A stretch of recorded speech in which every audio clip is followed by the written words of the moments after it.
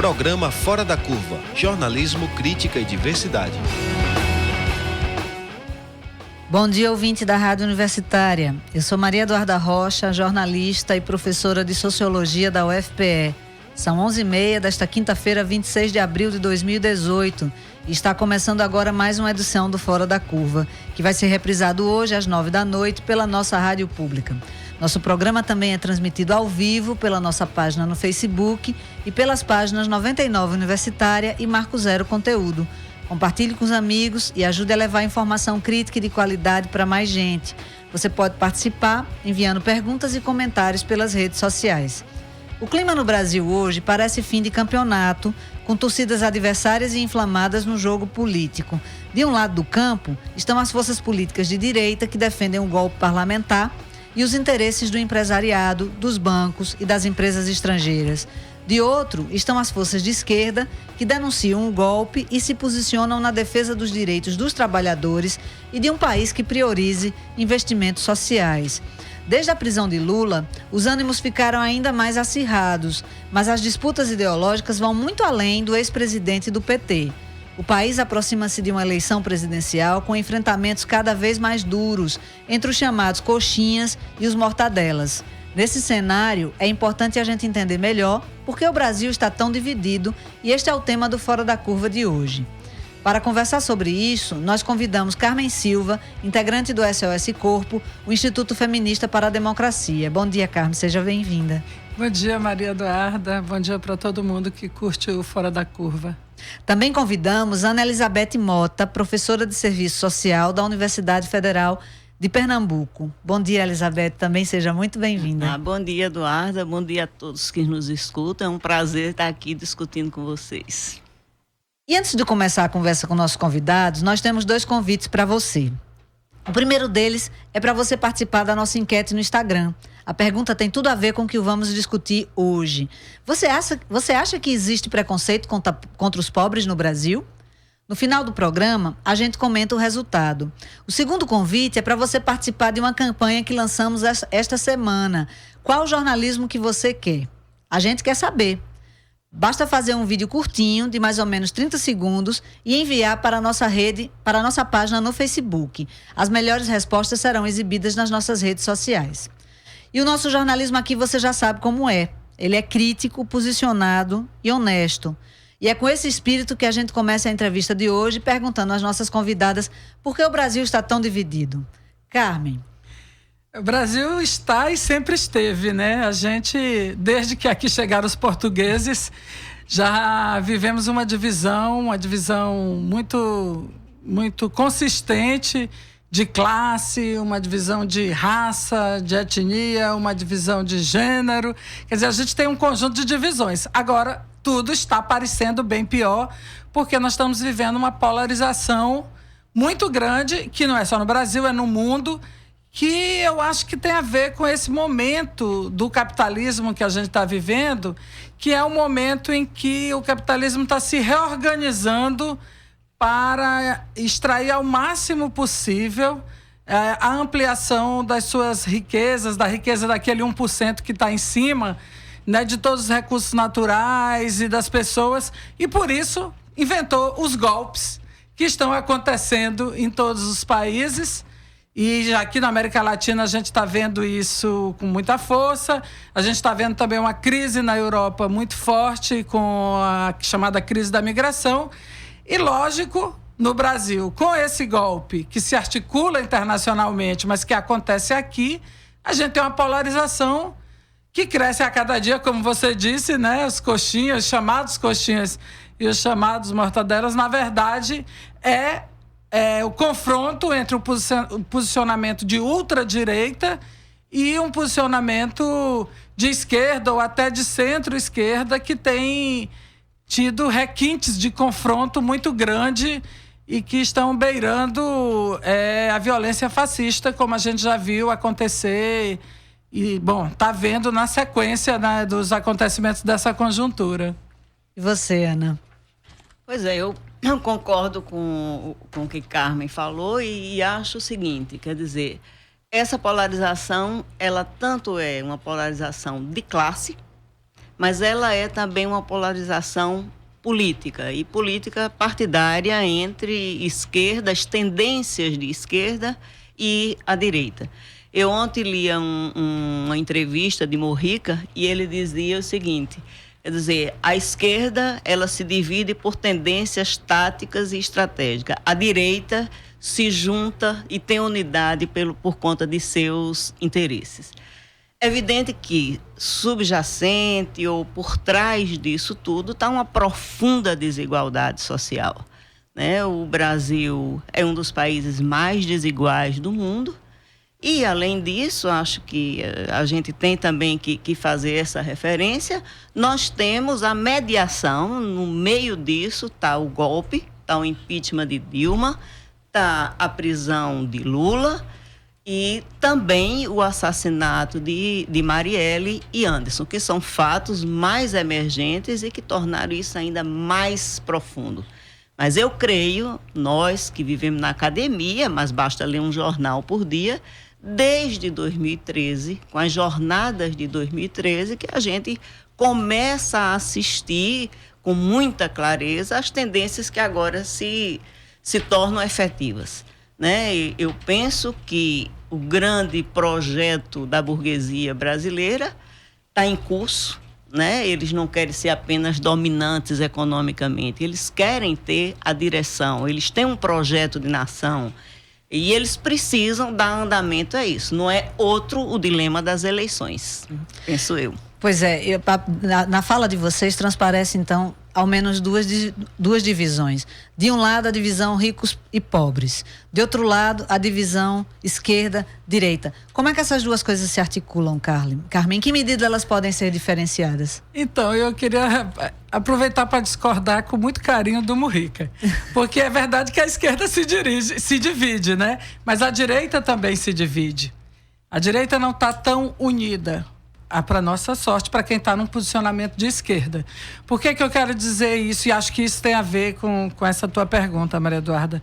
Se a direita, pegando aí de centro-direita até a ultradireita, que são tendências nas quais elas se dividem, tivesse uma unidade total, ele já teria uma candidatura à presidência da República, porque a melhor forma de legitimar o golpe seria fazer uma eleição onde eles teriam, com a Rede Globo a serviço deles, com a montanha de dinheiro que eles têm, eles teriam uma possibilidade eleitoral muito grande no sistema político que nós temos no Brasil, que é um sistema que favorece as elites na sua própria estruturação legal.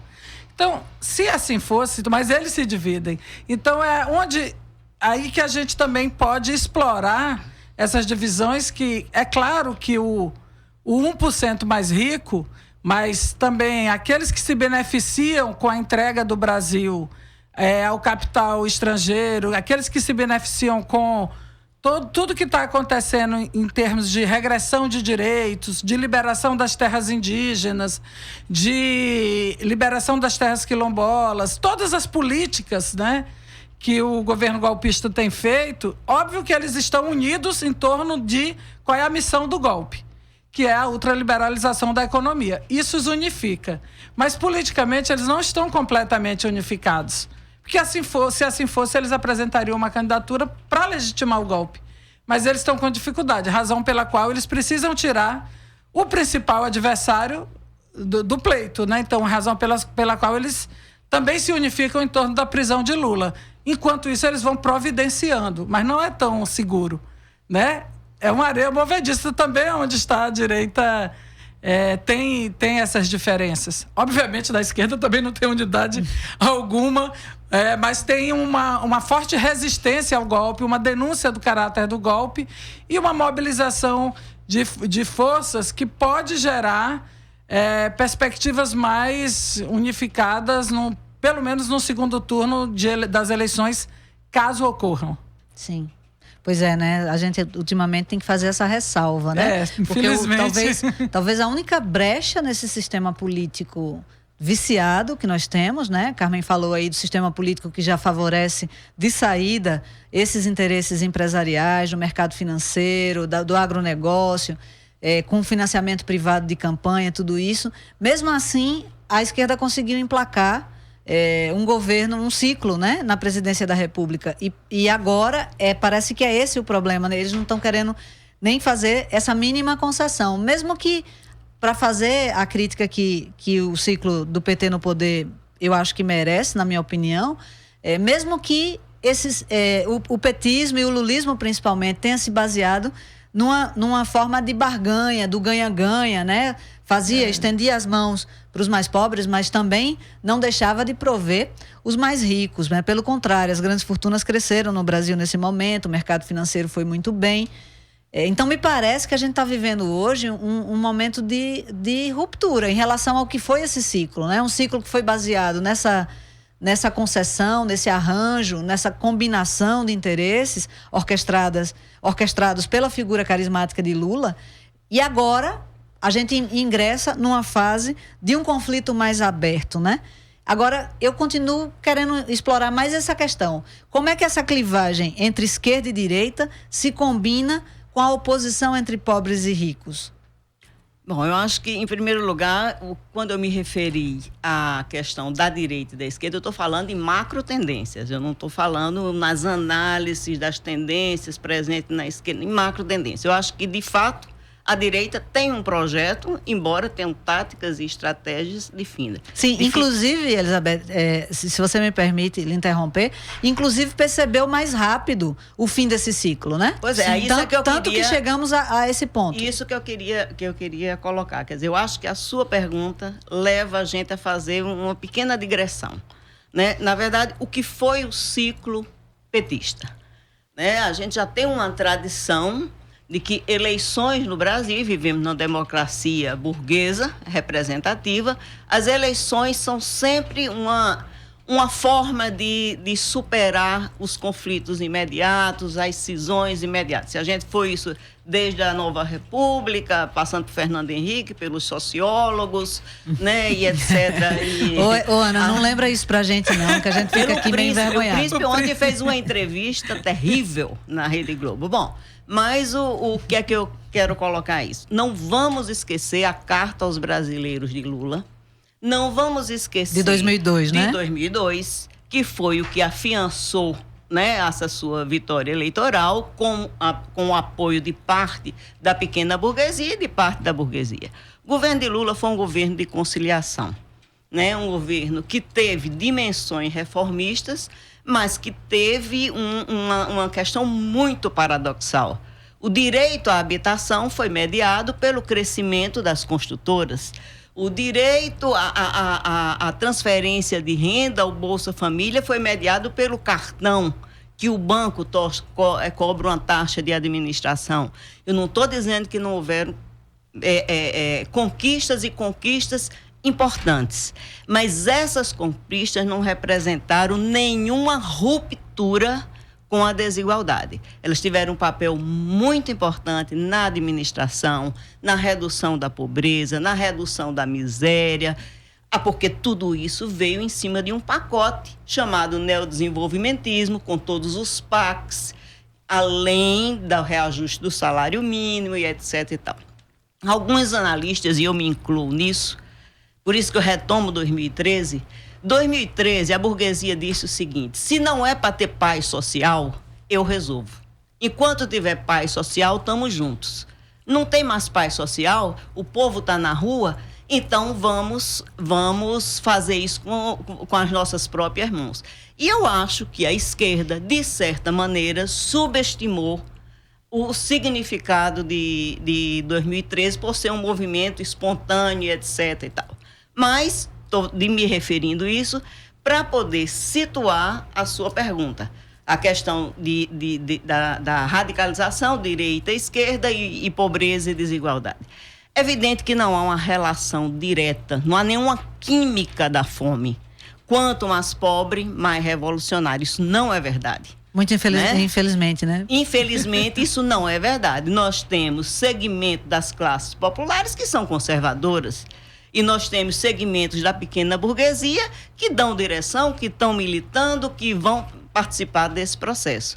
Mas é evidente que a representação social histórica de 30 e tantos anos do PT, da figura política de Lula, ela encarna para os setores à direita uma postura radical de esquerda. Nós, da esquerda, lamentamos que ele tenha dado um passo que poderia ter sido maior, inclusive no sentido da regulamentação das comunicações, do monopólio das comunicações. Né? Mas quem tem a representação de direita acha que Lula é o maior esquerdista da face da terra. E como ele quer dar andamento a seu projeto, precisa mantê-lo na cadeia. Isso nos conduz, Carmen, a um tema importante para essa discussão, que eu acho que é justamente o significado de Lula, né? Lula virou uma espécie de símbolo, e aí há muitas versões sobre o que é que esse símbolo representa, né? Então, eu acho que esse é um momento, assim, muito grave que nós estamos vivendo da nossa história. Exatamente porque eu tenho muita concordância com essa análise crítica sobre o ciclo Lula, que o André Singer, valeu uma lembrança agora para o Paul Singer, né? Sim. Mas que o André Singer chama do reformismo, político, né? Chama do reformismo fraco. Ele fez uma análise, cunhou a expressão lulismo, que é muito rica e tudo. E eu acho que eu tenho muita concordância com essa análise, que é um governo de conciliação que tem contradições muito grandes e que não conseguiu alçar as contradições da formação social brasileira a um novo patamar. E só que, independente disso, independente da análise crítica que nós possamos fazer, o Lula tanto simboliza para a direita esse ultra-esquerdista, quer dizer, a direita acha isso, a mesma direita ou centro-direita que não achou isso quando estava sendo beneficiada né, muito fortemente, mas também as classes populares veem a simbologia do Lula e sentem Lula como seu. E isso é muito importante. Isso é muito importante do ponto de vista simbólico, do ponto de vista cultural, né? Tem obviamente, muitos elementos críticos que a gente poderia trazer, analisar até que ponto isso indica um caminho populista e tal. Tem todo um debate a ser feito. Mas o que interessa nesse momento em que Lula está preso, e está preso num regime diferenciado para pior, que é preso sem poder receber visitas de pessoas que são suas amigas. Hoje eu soube que ele não pôde receber a visita do médico. Então, o que significa isso? Lula está numa solitária? Porque Lula não pôde receber a visita do Prêmio Nobel da Paz, da ex-presidenta da República, do Leonardo Boff e agora do seu médico. O que significa isso? E há toda uma articulação de transferência de Lula. Por um lado, os advogados dele querem transferir o Lula para São Paulo, onde ele estaria, vamos dizer assim, no seu domicílio, né? No seu lugar de origem, que é o que acontece na justiça brasileira normal. Mas também há, por parte da Polícia Federal, uma tentativa de transferir Lula sem dizer exatamente para onde. Então, o que está acontecendo no país hoje com essa pessoa que tem essa capacidade de simbolizar as aspirações populares? Porque aqui nesse momento, nessa encruzilhada da história, não importa muito o que Lula fez, o que foi o ciclo petista. Todas as análises, elas são relevantes para o nosso debate de futuro, para o que nós queremos construir para o país. Isso tudo é muito relevante para a nossa luta. Nós, do movimento feminista, temos muito a reclamar desse ciclo. Porém, o que está acontecendo hoje, com esse símbolo da luta popular, com esse caminho de aspiração, de mudança, que a população mais pobre, que a população preta, que a gente tem nesse país, é muito grave e pode dar indicativos de que nada é tão ruim que não possa piorar. E eu acho que, nesse momento, a gente precisa se levantar em defesa da liberdade de Lula, porque ela simboliza uma possibilidade de construir um futuro de nação que não seja esse que está se desenhando pelos golpistas, né? Então, é muito grave e eu queria trazer um pouco essa... Eu acho que essa simbologia é porque ela dialoga com o popular, mas o popular, as classes populares ainda não se levantaram com toda a força que podem ter né, ao perceber o que de fato está acontecendo, e é muito grave o que está acontecendo. É para trazer entrevistas com a visão crítica sobre o que está acontecendo no Brasil que o Fora da Curva está no ar, de segunda a sexta, aqui na Rádio Universitária, a nossa rádio pública. Programa Fora da Curva. Análise crítica de assuntos do interesse público. O Fora da Curva de hoje discute por que o Brasil está tão dividido do ponto de vista político e social.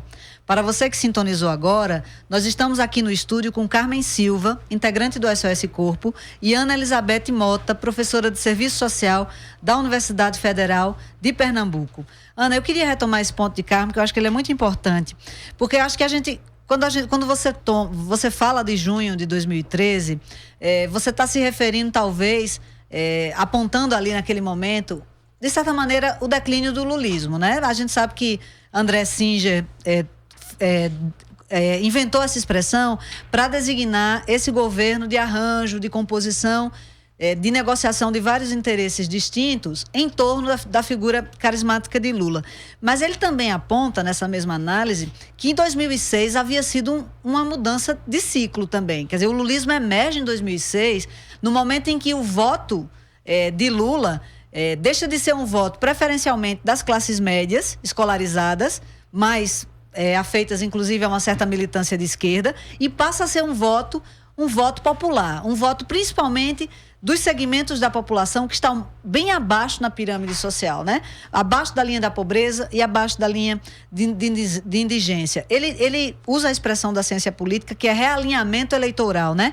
Mudou o público que apoia, né, o PT, assim, e Lula especialmente. E a gente está vendo agora, se a gente percebe, desde do impeachment de Dilma até a prisão de Lula, o que tem acontecido é que a rejeição dele nesses segmentos tem caído, que era uma rejeição que havia subido no momento da campanha pelo golpe, né, da campanha midiática pelo golpe, e agora essa popularidade dele volta a subir nesses mesmos segmentos. É como se, de certa maneira, os mais pobres no Brasil tivessem descoberto a esquerda, se é possível dizer assim, né? Boa. Eu espero que seja isso, porque talvez isso seja uma coisa boa que venha desse ciclo. Eu estou procurando aqui com lupa o que de bom pode vir de tudo que a gente está vivendo. Mas eu queria lhe ouvir. Eduarda, eu gosto muito da frase gramsciana do otimismo da vontade e do pessimismo da razão. Eu fecho com você no otimismo da vontade, mas o pessimismo da razão me chama para fazer algumas observações. Claro que nós não vamos fazer agora um inventário e análise política do que foi ou do que deixou de acontecer com o governo Lula. Acho que esse momento é um momento de unidade das esquerdas, é um momento de enfrentamento ao neofascismo, é um momento de enfrentamento ao fundamentalismo, de enfrentamento a essa partidarização deslavada do judiciário. Eu não tenho nenhuma dúvida quanto a isso e concordo com Carmen. Agora, acho que a gente tem que fazer distinção de certas coisas, né? Nós temos a figura, a liderança de Lula no centro, mas nós temos que botar as barbas de molho para não transformar a liderança em mito, né? Porque tivemos, de fato, uma reação muito boa do ponto de vista da unidade das esquerdas e do ponto de vista das manifestações populares no Brasil inteiro com a prisão de Lula. Mas isso não significa que nós estejamos vendo um movimento de consciência política, de organização de massa, eu espero que sim, né? E esse programa aqui, eu acho que aposta nisso, né? De formar e informar e de que a população entenda que o que está em jogo é um projeto de Brasil. O que está em jogo é a resistência ao projeto golpista e às suas políticas privatistas, supressão de direito, criminalização da pobreza. Resistir nesse momento tem, concordo com você, uma performance de ser de esquerda, porque está se insurgindo a ordem. Eu me referi especificamente a essa dimensão eleitoral da participação política, porque aí, isso é uma outra coisa que a gente tem discutido aqui com frequência no Fora da Curva, é que parece haver, se por um lado, eles estão com muita dificuldade de emplacar uma candidatura, e por outro lado, eles tiveram inclusive que, pelo mesmo lado, melhor dizendo, eles tiveram inclusive que dar um jeito de Lula não se fazer candidato, porque muito provavelmente seria eleito, né? Por outro lado, as pessoas estão reagindo, quer dizer, a gente não vê de fato uma mobilização de rua proporcional aos absurdos que a gente está vivendo no Brasil. Quanto a isso nós estamos de acordo. Mas eu acho que, não sei se já era o caso da gente passar para outro ponto, Carmen, você quer... Não, eu queria comentar isso porque, assim, eu vejo que, na verdade, o grande ganho desse momento... Bom, se tudo piorar, a gente não sabe o que vai acontecer, mas cortando agora a história, o grande ganho desse momento é exatamente a politização. Eu não tenho esperança, eu estou vendo acontecer. Eu estou vendo acontecer uma ampliação da resistência, eu estou vendo acontecer um crescimento do movimento de massa, eu estou vendo movimentos organizados crescerem muito. O movimento feminista, por exemplo, é um exemplo assim, bem bom disso, como a gente está no momento em que muitas jovens chegam com um olhar crítico do que está acontecendo, sabe? E eu estou vendo o movimento sindical se repolitizar, porque ficou muito tempo preso na sua caixinha e só fazendo aquela negociação de ano em ano na database, mas com dificuldades de mobilizar. E eu estou vendo o esforço das centrais sindicais do campo combativo, porque existem centrais sindicais, né, mais à direita, mais CUT, CTB, com lutas, tem ampliado a sua presença pública, tem ampliado a sua força, tem entrado no debate político. Estou vendo, com a redução de recursos que o MST teve, com todas as dificuldades, ampliar a sua capacidade de ação para além das ocupações que são tradicionais, fazendo trancamentos, né? Então, eu estou vendo uma repolitização e uma ampliação. E acho que tem dois exemplos bem... A existência desse programa é um exemplo. A existência desse programa que nasce a partir de uma ideia dentro da academia e que se relaciona com movimentos sociais. E a gente tem que combinar que tem um tempão que tem pouca relação da academia com movimentos sociais. São grupos muito restritos dentro do universo das universidades que se relacionam. Então, a ampliação disso é um exemplo. O crescimento do número de filiações do Partido dos Trabalhadores, eu vi uma informação... Eu não sou filiado, não sou militante do PT, mas eu acompanho o cenário político partidário e o crescimento do número de filiados no PT, que poderia se imaginar que iria acontecer o contrário. Então, é um elemento que significa também politização. Acho que até o final do mês vai ter um congresso de unificação de 3 tendências internas do PSOL, né? O Nós e uma outra. Então, assim, isso são elementos que eu queria dar, são indicadores de que a gente está mudando a realidade política da esquerda, entendendo esquerda não apenas no sentido partidário, mas como um campo político, né, que essa discussão do campo político tem toda aí uma coisa da crise do campo democrático popular, mas assim, entendendo a esquerda também como esquerda social, né? Como o conjunto dos movimentos sociais e as organizações partidárias. A gente viu o crescimento da Consulta Popular, por exemplo, que é uma organização política de caráter partidário, porém não eleitoral. Então, tem uma repolitização e eu acho que isso é um grande ganho. Bom, que você fale pela boca de um anjo, Carmen. Digo mesmo a você, com esse otimismo da vontade. Eu quero agora, justamente, talvez o meu papel aqui seja sempre o de contrapeso, né? Não é um papel muito fácil, mas eu queria só perguntar, Ana, você traz também um elemento que talvez seja o contraponto mais perfeito a esse otimismo, que é a penetração de Bolsonaro, né? Você fala da questão da extrema-direita. Quer dizer, talvez o grande parênteses nesse processo de identificação dos mais pobres, aos partidos de esquerda, ou pelo menos aos interesses que esses partidos defendem, seja o crescimento da candidatura do Bolsonaro, né?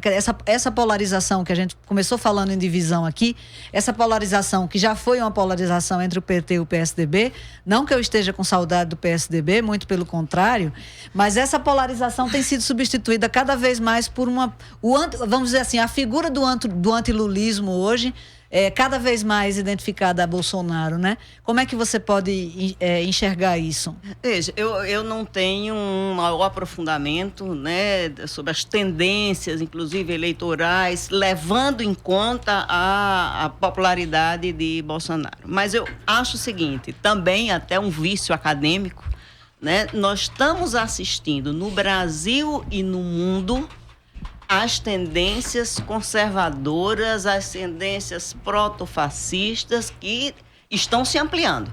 Então, o Bolsonaro aqui no Brasil é uma expressão desse movimento mais geral. É claro, eu acho que a burguesia moderna, a burguesia industrial, como Carmen colocava aqui no início, Bolsonaro não será nunca o candidato dele, a não ser que ele se modernize. Ele saia da criminalização, ele saia da maneira preconceituosa. A gente não pode esquecer o que Bolsonaro fez no dia da votação do impeachment. Sim, homenageando o torturador homenageando o torturador. Então tem uma questão civilizatória aí no meio desse caminho, né? Eu acho que essa coisa, talvez a gente tenha o otimismo da vontade no sentido que aglutine forças no confronto com a rejeição ou no confronto com a resistência a Bolsonaro. Imagino eu que isso possa acontecer. Agora, acho que, por exemplo, a unidade das esquerdas se ampliou e Lula teve um papel fundamental naquele dia na missa, né? Essa missa é muito emblemática no caso brasileiro, né? Mas o fato de Lula pegar a Manuela de um lado, pegar Boulos de outro, foi muito emblemático, né? Ele chamou a unidade da esquerda. E eu acho que isso a gente tem que ter clareza. Por quê? Por que é que eu sou pessimista? O que é que a gente está vendo depois do golpe? A reforma trabalhista. O que é que a gente está vendo? O crescimento da pobreza e da pobreza absoluta, da relativa e da absoluta. Nós estamos vendo a reforma, a suspensão da reforma da Previdência, porque ela não foi arquivada. E mais sério, gente, eles estão querendo juntar os planos de saúde com o SUS para privatizar e americanizar de vez. Habitação, transporte, vida urbana. Então, tomara que Lula seja o eixo de uma nova mobilização e de uma nova politização. Mas o nosso déficit de política, está muito grande. Os setores mais afetados pelos ajustes, pelo austericídio, esses setores estão vivendo de quê? Né? Então, assim, tomara que esteja, eu acho que vocês têm toda a razão, a gente está presenciando um movimento. Agora, tomara que a extensão dele seja maior, seja uma extensão anticapitalista, vamos dizer assim, pelo menos. Pois é, o tempo da história não é o tempo, às vezes, das nossas necessidades, nem mesmo das nossas vidas, né? Mas eu também só espero que esse projeto de unidade das esquerdas não volte ao estado anterior de uma conciliação com todo mundo, né? A gente já sabe que ele pediu, por exemplo, para conversar com Ciro na prisão. Então, a gente está vivendo uma polarização de extremos, né? A ultradireita com Bolsonaro e crescendo a politização no movimento na esquerda social e na esquerda partidária. Agora, ao centro, a gente tem exatamente a operação do golpe fazendo todas essas políticas. O problema é que Lula, com essa liderança que ele tem, para onde ele tende a puxar. Entendeu? Então, isso é muito complicado também. Agora, sem a politização da esquerda social, ficaria tudo muito pior. Então, é um jogo, né? Isso aí não é só, assim, um lado e o outro lado. Tem um conjunto, uma miríade de possibilidades no meio. Então, eu saúdo com muita alegria. Não se trata apenas de otimismo da vontade, se trata de análise concreta da realidade concreta. Assim, eu estou vendo o movimento se mexer e se mexer com uma visão política bem diferenciada do que aderir à conciliação do período Lula. Então, eu acho que a própria movimentação pode puxar não só Lula, mas puxar qualquer experiência eleitoral mais à esquerda para mais à esquerda. Não está garantido, porque não está nada garantido. Nós estamos completamente sob placas tectônicas, né? Muito pelo contrário, garantido até agora é o retrocesso, né? Isso é o que está indicado, né? É isso que a gente precisa tentar desconstruir. Antes de encerrar, eu vou chamar Guilherme Falcão, que tem mais uma informação aqui pra gente. Bom dia. Antes de tudo, apesar de ser suspeito, eu gostaria de parabenizá-lo pelo debate de hoje, que está sendo interessantíssimo. Você é suspeito mesmo. Muito suspeito. Eu venho trazer 4 informes. Hoje vai acontecer um ato contra a privatização da Chesf e da Eletrobras. Estão previstos debates sobre os impactos do projeto de lei de número 9463, que propõe a privatização das 2 empresas estatais. O evento acontece às 2h30 da tarde na Assembleia do Estado de Pernambuco. Hoje também tem uma palestra-aula do minicurso de extensão O Golpe de 2016 e o Futuro da Democracia no Brasil. O tema é Constrangimentos e Limites da Democracia no Brasil Contemporâneo, com o professor de História Flávio Weinstein. A palestra começa às 7h no auditório do CCSA na UFPE. Além disso, se você se interessa pelo que discutimos hoje, você também vai gostar do Fora da Curva, que tratou do tema Por que tanta raiva de pobre? O programa foi veiculado no dia 16 de fevereiro de 2017, mas a discussão permanece muito atual. Para acessar o programa, basta procurar no nosso canal no YouTube. O 4º informe é sobre a enquete que fizemos no Instagram, que foi divulgado, que perguntamos: você acha que existe preconceito contra pobre no Brasil? E o resultado foi que 100% acha que sim, existe preconceito contra pobre no Brasil. Esse é o público fora da curva. Eu não conheço nenhum caso de enquete de rádio que tenha dado 100%. Esse é o primeiro. Obrigada, Guilherme. Eu queria que vocês comentassem essa enquete, né? Existe preconceito contra pobre no Brasil, e aproveitasse para se despedir, porque nós já estamos chegando no nosso tempo limite. Mas antes de mais nada, queria agradecer muitíssimo a participação de vocês. Bom, foi ótimo mesmo esse debate, foi ótimo. Essa enquete dá pelo menos um alimento para a alma, né? Eu acho que existe preconceito contra pobres.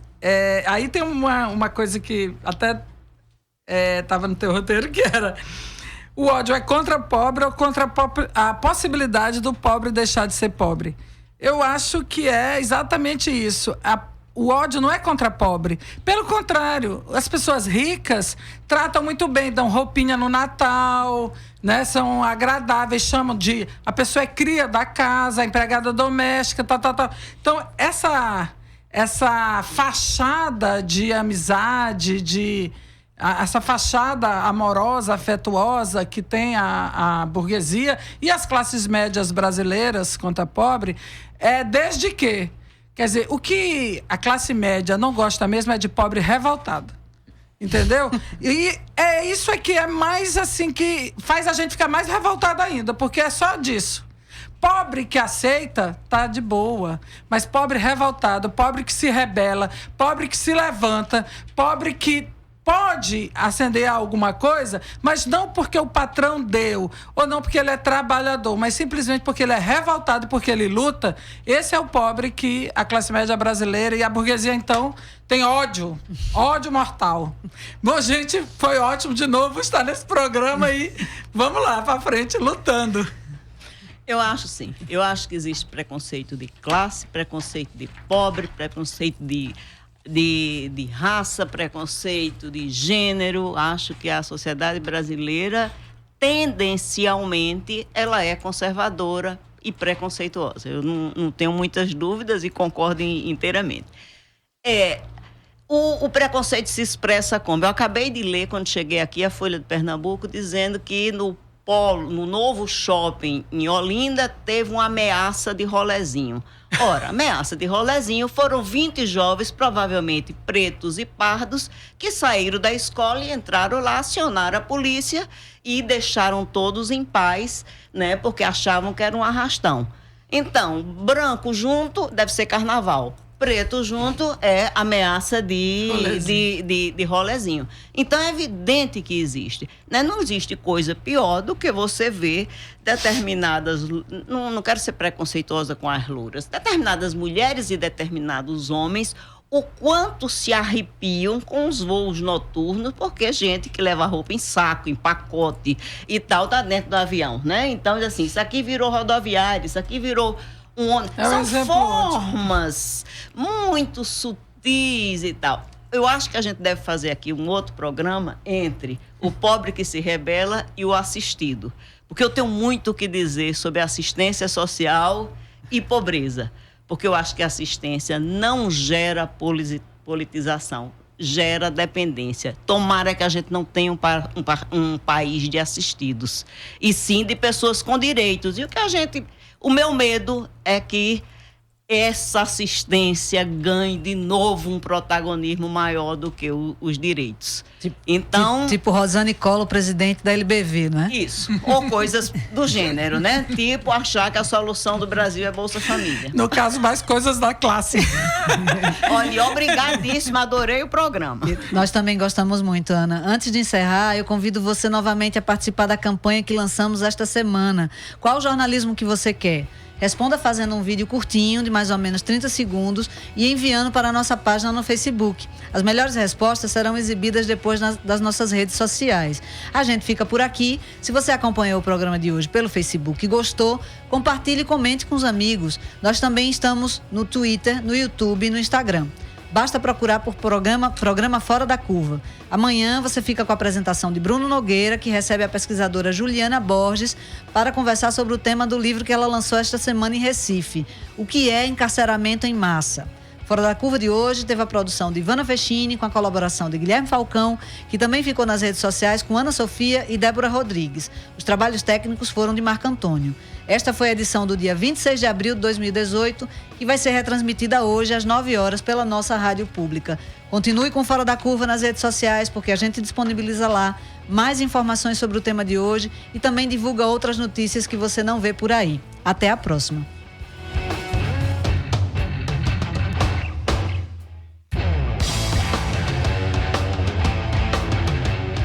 O programa Fora da Curva é uma realização do Departamento de Comunicação Social com o apoio do Departamento de Sociologia, do Núcleo de Design e Comunicação do Centro Acadêmico do Agreste e do Núcleo de Rádio e TV Universitária.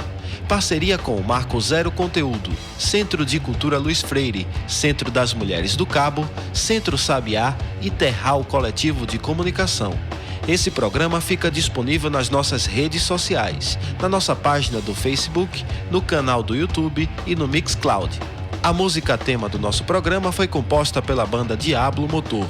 Programa Fora da Curva. A gente fala o que a maioria cala.